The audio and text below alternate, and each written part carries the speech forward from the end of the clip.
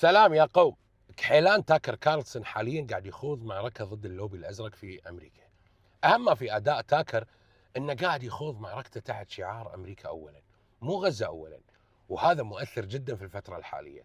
كارلسون قاعد يقول للأمريكان أنا مو متعاطف مع شعب آخر، أنا قضيتي الأولى شعبي، الشعب الأمريكي، وأن اللي قاعد يصير في غزة والشرق الأوسط مو من صالح الشعب الأمريكي، ولا يجب الاستمرار في تقديم الدعم المطلق لإسرائيل.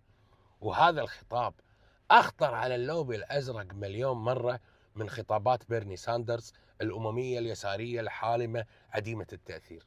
كارلسون عقلاني واقعي، شعاره أن أمريكا أولا يعطيه تموضع سياسي ممتاز.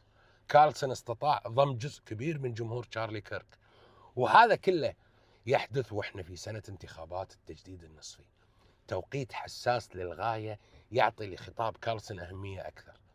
البارحة كارلسون ألقى خطابه المدوي، مدوي صج 9 من 9 على مقياس ريختر. دقيقة واحدة من خطاب كارلسون أحدثت تأثير حقيقي أكثر مما أحدثته عشرات السنين من مسرحيات المحورشية الدايخين. ولاحظوا أن المحورشية الدايخين في مأزق مع خطاب كارلسون. من جهة هو يهاجم إسرائيل بقوة، ومن جهة ثانية هو يثني ويمتدح السعودية ودول الخليج. والمحورشي الدايخ عادي عنده يمدح إسرائيل بس لا تمدح السعودية والخليج. طيب تاكر كارلسون شنو علاقته بالمحورشية الدايخين؟ أنا أقول لكم. قبل أسبوع طلع حشداوي عراقي اسمه واثق البطاط في لقاء وقال راح أفضح كل قيادات الحشد لأنهم راح يسلمون السلاح الحشداوي للجيش. أمس تم اعتقال البطاط، وأمس أيضا تم إعلان ضم الحشد للجيش. واضح أن المحور الدايخ وأدواته يحمل أيضا شعار إيران أولا. مو بس تاكر كارلسون اللي يحط ديرته وهلا أولا، حتى إيران نفس الشيء، وهذا حق للجميع. طيب عندي سؤال للمحورشي الخليجي الدايخ، متى بتقتنع ان ديرتك لازم تكون اولا مو محورك الداج والدايخ؟ بكيران البارح باعت اقرب ناسها اللي خدموها سنين مثل واثق البطاط وغيره. انت شنو قيمتك بالنسبه لهم؟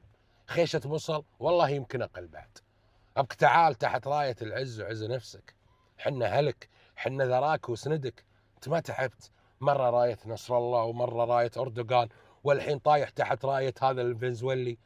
انت وش نوعك؟ ما تسنع مع الرياجيل وتفلح، ما تعلمن وش نوعك.